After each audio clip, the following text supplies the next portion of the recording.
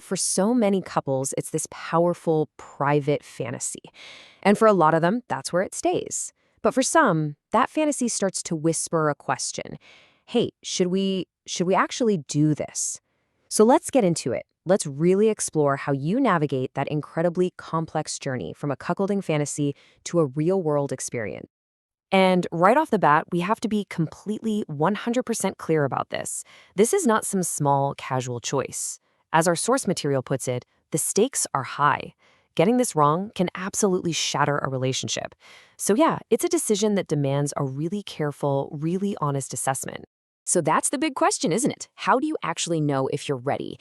And that is exactly what this whole explainer is designed to help you figure out. We're going to break down a framework for some clear-eyed self-assessment to really look at what readiness looks and, more importantly, feels like for you and for your partnership. Okay, first things first, we have got to talk about the massive gap between fantasy and reality. See, fantasy is safe, it's controlled, you're the director. Reality? Oh, that is a whole different ballgame. It introduces the storm of complex, messy variables, things like identity, jealousy, security, and the absolute need for next-level communication. So look, the point of all this isn't to push you one way or the other. Not at all. The goal is to help you develop what's called discernment. That's just the ability to see your situation clearly, to accurately assess where you and your relationship truly stand without all the extra noise. So where do we even begin with that? Well, it all starts with the most important piece of the puzzle, the individual. Before you can even begin to think about the dynamic as a couple, each of you has to do your own inner work. This is all about building your personal foundation.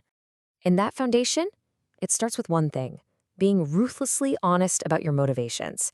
And I'm not talking about the easy, surface-level answers. You've got to dig deeper. Why do you really want this? Because if your motivations aren't clear, you're building on fault lines that are just going to crack the second any real pressure is applied. And this right here really lays it all out, doesn't it? The difference is so stark. On one side, you've got healthy motivations, things based in shared joy, growth, genuine desire. And on the other side, well, that's the stuff that is basically a recipe for disaster. Trying to fix something broken, trying to punish someone, or acting out some negative story you tell yourself. Let's zero in on that first healthy motivation, compersion, because it's a big one. What is it? It's basically the capacity to feel genuine, real happiness from your partner's happiness, even if you're not the source of it. It centers their experience and their joy, and that is an incredibly healthy place to start from. So, what does it mean to be ready as an individual? Well, here's a kind of checklist. It means you have a really solid sense of self-esteem that doesn't need constant validation from your partner. It means you can handle big, intense feelings without getting totally overwhelmed. And this is huge. It means the desire is genuinely yours, not just you trying to please someone else. Okay, so let's say those individual foundations are solid. Now it's time to zoom out and look at the partnership itself. I want you to think of your relationship like a building. Does it have the structural integrity to support this new and, let's be honest, very heavy dynamic? And here they are. These are the 5 pillars that absolutely have to be there. They are totally non-negotiable. We're talking about trust that has been proven, especially when it was hard. Communication that can navigate tough subjects skillfully.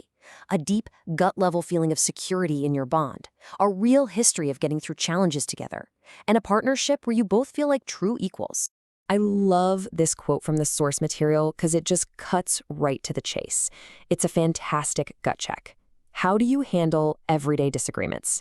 If those conversations tend to go off the rails, your communication architecture just isn't ready for this level of intensity. Period. And this is so critical to understand. This lifestyle is an amplifier, not a fixer. It will take an incredibly strong relationship and make it experience something new and potentially amazing. But it will take a troubled relationship and make it so much worse, almost every single time. It is not a rescue mission. So, let's say the individual and the relational foundations are strong. You've done the work, you've checked the boxes. What's next? How do you actually start to build that bridge from fantasy to reality in a way that's practical and safe? The key word here is graduated. The smartest couples, the ones who really navigate this successfully, they don't just jump into the deep end. No way. They take it step by step. It's an approach that's designed to let you test the waters, learn as you go, and make adjustments before the stakes get too high. So what does that actually look like? Well, first, you have explicit discussions, getting super specific about scenarios. Then, maybe you move to a virtual connection, chatting with someone online. After that, a totally platonic in-person meeting, just to check the vibe, safety, and chemistry. And only then do you even consider a phased physical interaction. See, every step gives you valuable information. And listen, this might be the most important part of this whole thing. Deciding to hit the pause button, or even the full stop button, is not a failure. In fact, that's a massive success. It means the process worked. It gave you the information you needed to make the right call for your relationship. That's the whole point. All right, we have covered a lot of ground. So let's pull all of this together now into a final readiness check, a clear, simple summary to help you make a truly informed and discerning choice. First, the red flags. These are the showstoppers. If you find yourself nodding along to any of these, it's a clear flashing sign to hit the brakes and reconsider. We're talking about pressure, existing conflict, communication breakdowns, fragile self-esteem, or any of those problematic motivations we talked about earlier. But what about the green flags? What does it look like when you might be ready? Well, it's pretty much the flip side of what we just saw. You've got rock-solid, proven trust. The desire is mutual, enthusiastic, and real for both of you. Your communication is a well-oiled machine. You both have that strong self-esteem, and you're committed to doing the prep work and taking that graduated approach. But even if you have all the green lights in the world, I want you to hold on to this final piece of wisdom because it is so important. Being ready today doesn't guarantee a perfect experience tomorrow. It just means you have the right foundation. You still have to do the work of building on it with ongoing communication and care. Readiness is the starting line, not the finish line. So, in the end, no guide, no checklist, no explainer can make this decision for you. It is deeply personal, a choice that only you and your partner can make together.